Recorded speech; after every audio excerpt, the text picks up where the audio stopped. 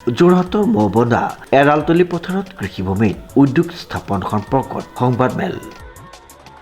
ক'লোৱেই বৰ্তমান যে নাহৰ বুলি যিটো কোম্পানী আছে লুধিয়ানাৰ মতিলাল অছৱাল গ্ৰুপৰ, তেওঁলোকে বনাব আৰু ফ্লিপকাৰ্টক ভাড়ালৈ দিব আৰু মণ্টে কাৰ্লোৱেও তাৰ পাৰ্ট এটা ব্যৱহাৰ কৰিব।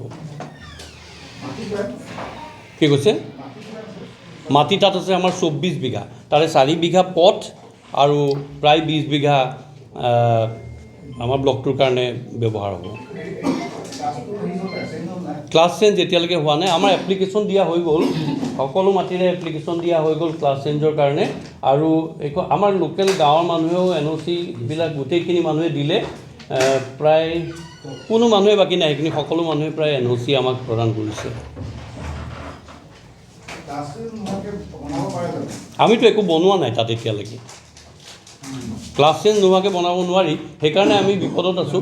আমি একো বনোৱা নাই, কিন্তু এটা মাটি কিনিলে আপোনালোকে নিশ্চিতভাৱে জানে যে মাটিখিনি যেতিয়া লৈছোঁ, এগ্ৰিমেণ্ট কৰিছোঁ, এতিয়া যিহেতু আজিকালি বহুত অসুবিধা থাকে যে মাটি কিনাৰ পিছত বেলেগ মালিক ওলায়, এইডোখৰ মাটি মোৰ বুলি ক্লেইম কৰা মানুহ ওলায়। গতিকে আমি যিহেতু তাক ডিমাৰ্কেশ্যন কৰিব লাগিব, আৰু ডিমাৰ্কেশ্যন কৰি আমি আমাৰ মাটিডোখৰৰ বাউণ্ডেৰীটো বনাই ল'ব লাগিব। গতিকে বাউণ্ডেৰীটোহে আমি কাম কৰিছোঁ। মই আগতেও কৈছোঁ যে যদিহে তাত ক্লাছ চেঞ্জ নহয়, তেতিয়াহ'লে কোম্পানীয়ে তাত খেতিয়ে কৰিব। শুনক, সেইটো মই তাৰ বাবে আপোনালোকৰ ওচৰত ক্ষমা বিচাৰিছোঁ। সেইটো এটা কপি পেষ্টৰ কাৰণে সেইটো এতিয়া নাই, সেইটো তাত মানে আঁতৰাই দিয়া গ'ল। ময়ো মন কৰিবলৈ নহ'লে, সেইটো আচলতে গাঁৱৰ মানুহবিলাকে বনাইছিলে, বনাই পেলাই তেওঁলোকে লগাইছিলে। কাৰণ তেওঁলোকেও তাতে যিহেতু তেওঁলোকৰ সংস্থাপন হ'ব, আমিতো সকলো সংস্থাপিত, কিন্তু তেওঁলোকৰ সেইখন গাঁৱত এগৰাকী মাতৃৰ মৃত্যু হ'লে, তেওঁৰ মাতৃগৰাকীৰ নহয় অমৰদা, মাতৃগৰাকীৰ মৃত্যুৰ কাৰণে ঘৰে ঘৰে পইচা তুলিবলগীয়া অৱস্থা হয়। গতিকে তাত এটা উদ্যোগ হ'লে তেওঁলোকে যে চাকৰি পাব, সেই কথাটো তেওঁলোকে বুজি উঠিছে, আৰু বুজি উঠাৰ কাৰণে তেওঁলোকে এতিয়া আমাক NOC প্ৰদান কৰিছে।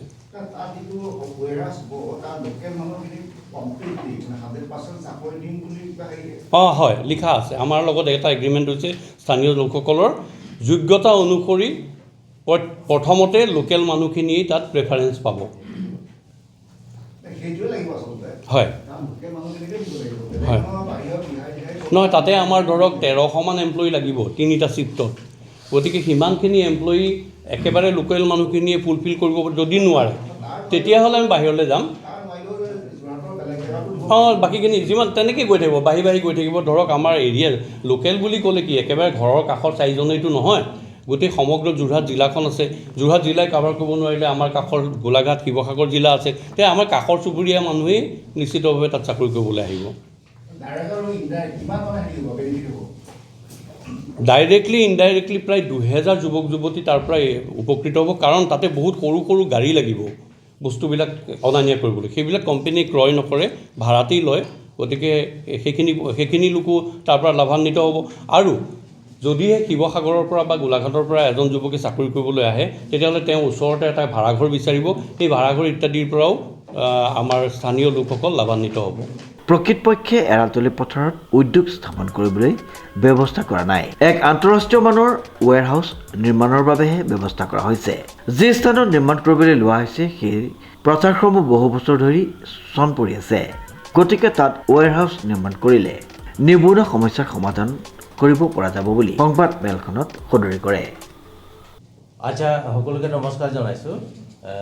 আমাৰ যি পশ্চিম যোৰহাট ৰাজহ চক্ৰৰ অন্তৰ্গত কৰাইখোৱা এৰালতলী গাঁৱত এই লজিপাক প্ৰাইভেট লিমিটেড যোৰহাটৰ দ্বাৰা যি ৱেৰহাউচ নিৰ্মাণৰ কাম মানে কৰাৰ প্ৰয়াস কৰা হৈছে, তো একচুৱেলি সেই যিখিনি ভূমি ক্ৰয় কৰা হৈছে, সেই ভূমিখিনি একচুৱেলি কৃষিভূমিয়ে আছিলে। আৰু তাত মানে এনেকুৱা হ'ল যে বিভিন্ন সময়ত ওচৰত থকা ভোটা হওক বা বিভিন্ন কাৰণত মাটিখিনি খনন কৰাৰ কাৰণে, সেইটো আপোনালোকে গ'লেও তাত দেখিব, আমি দেখিছোঁ তাত একচুৱেলি খেতিৰ উপযোগী হৈ থকা নাই। কাৰণ দ গাঁত আছে, তাত গাঁতত পানী জমা হৈ আছে এতিয়াও। তো এতিয়াৰ সময়ত পানী জমা থাকিলে স্বাভাৱিকতেই খেতিৰ দিনত তাত যে কিবা এটা খেতি কৰিব পাৰিব তাৰ আশা নাই। আৰু যি দুই মানে বাম টাইপৰ মাটি আছে, সেইখিনি প্ৰায় অলপ চাপৰি টাইপৰ মাটিলৈ মানে পৰিৱৰ্তন হৈছে। এই সন্দৰ্ভত অৱশ্যে প্ৰশাসনিকভাৱেও এটা ইনকুৱাৰী হৈছিলে, যিহেতু এটা বদনাম আহিছিলে যে সহজ সৰল কৃষকক ধৰক প্ৰবঞ্চনাৰে মাটিখিনি কম দামত ক্ৰয় কৰি বনিয়াক গতাই দিয়া হৈছে। কিন্তু তাত দেখা হ'ল যে কৃষক যিসকল আছিল, যাৰ যাৰ মাটি আছিল, তেখেতসকলে উপযুক্ত দাম পাইছে আৰু সেইকাৰণে তেখেতসকলে মাটিটো আচলতে তেখেতসকলক দিছে।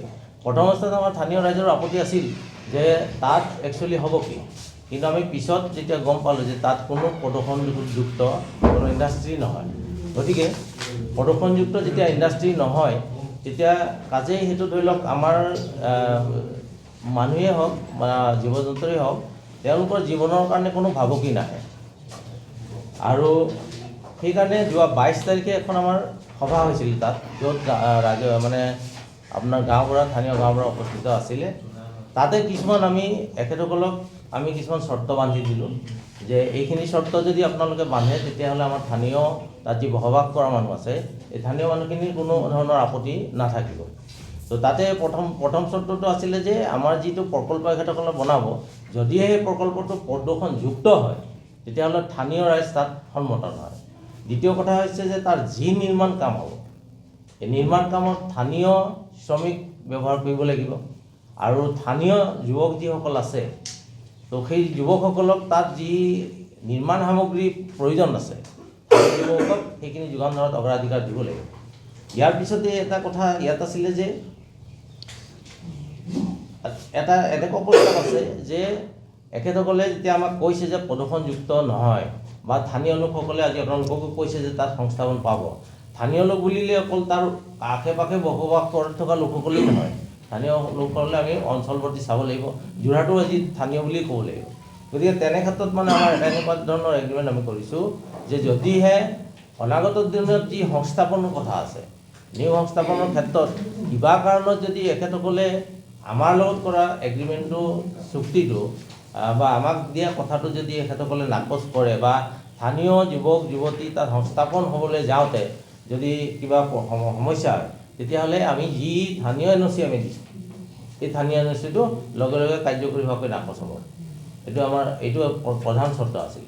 তো এই সন্দৰ্ভত কি হ'ল, আমি ইতিমধ্যে মাননীয় পশ্চিম জিলাৰ ৰাজহ চক্ৰৰ বিষয়া, আমাৰ মাননীয় আৰক্ষী অধীক্ষক, আমাৰ যোৰহাট জিলাৰ মাননীয় আয়ুক্ত অধীক্ষক, আমাৰ পুলিবৰ থানা, স্থানীয় গাঁওবুঢ়া, এখেতসকলক ইতিমধ্যে স্থানীয় ৰাইজৰ পৰা প্ৰেয়াৰ পত্ৰ দিয়া হৈছে যে ইণ্ডাষ্ট্ৰীটো তাত হ'ব লাগে।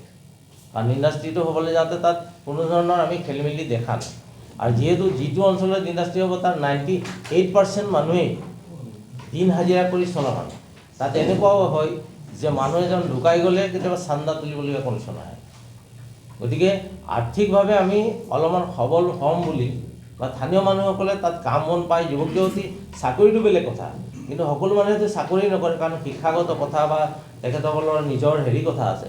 কিন্তু স্থানীয় যিখিনি দিন হাজিৰা কৰা মানুহ, এইসকলৰ যদি এটা পাৰ্মানেণ্টলি তাত এটা কাম হৈ যায়, হাজিৰা কামেই হওক বা যি কাম হওক, তেতিয়াহ'লে কি হ'ব, আৰ্থিকভাৱে আমাৰ সেই জেগাটো অকণমান মানে সবল হ'ব বুলি আমি ভাবোঁ। আৰু যাৰ কাৰণে ধৰি লওক আমাৰ কি হৈছে, বহু ল'ৰা ছোৱালী আধাতে আমাৰ শিক্ষা শেষ কৰিব লগা হৈছে। কিবা এটা যদি মানুহৰ বেমাৰো হৈ যায়, তেতিয়াও আমাৰ কিবা মানে সকলো সা সহায় কৰা এনেকুৱা কথা এটা আহি যায়। গতিকে সেইকাৰণে তাত যি বেনাৰ লগাইছিলে সেইটো একচুৱেলি ময়ো অৱগত নাছিলোঁ, কিন্তু যেতিয়া বেনাৰখন মই দেখিলোঁ, তো তাৰ বেনাৰখনৰ কাৰণে মই ইতিমধ্যে লোকেল যি থানা আছে, তো থানাখনকো মই প্ৰতিনিধিত্ব কৰোঁ। মই থানাৰ সভাপতি হিচাপে এতিয়া আছোঁ যেতিয়া, গতিকে তাত মানে মই ইতিমধ্যে এটা মানে দিছিলোঁ, এখন গোচৰ দিছিলোঁ যে ইয়াত কিছু অসাংবিধানিক শব্দযুক্ত এখন বেনাৰ দেখিবলৈ পাইছোঁ বুলি মই আপত্তি কৰিছিলোঁ। গতিকে তেখেতসকলক কৈছিলোঁ আমি চিজ কৰিবলৈ। এতিয়া একো নাই, সেই বেনাৰখন তাৰ পৰা শ্ৰীমন্ত মাধৱ বৰুৱাৰ ৰিপৰ্ট, নিউজ নাও।